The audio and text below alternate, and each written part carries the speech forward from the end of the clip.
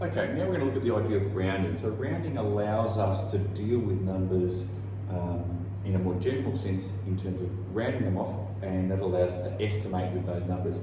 This means that when you look at a question, you can make an estimation as to what your answer is going to be, and often this will allow you to pick up whether you've made a mistake somewhere because your answer doesn't fall into what your estimate was going to be. Okay?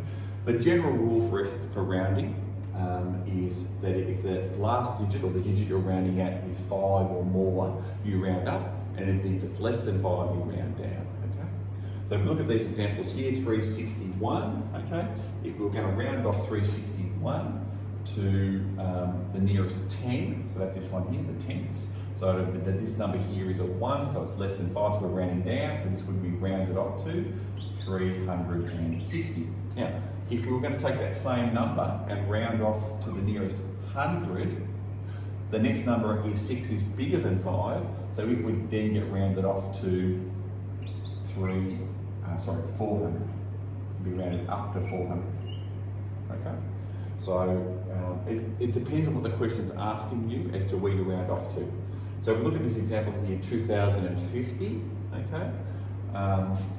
A question like that would normally say round it off to the nearest 1,000. In this case, we would round down to 2,000. Okay? And then the single figure number 8, we would round up to 10. Okay? So let's have a look at some more practical examples of how that would work. Okay, so in this multiplication question here, we have 368 multiplied by 52. And really, if we were looking at what's an estimate of the answer going to be, we would round 368, we'd round it up to 400, and we'd round the 52 down to 50. Now, we tend to round to these bigger figures, even though 400 is quite a bit bigger than 368, because we're just after a general size of what the answer is going to be. So in this case, 4 times 5 is 20, plus the 3 other zeros.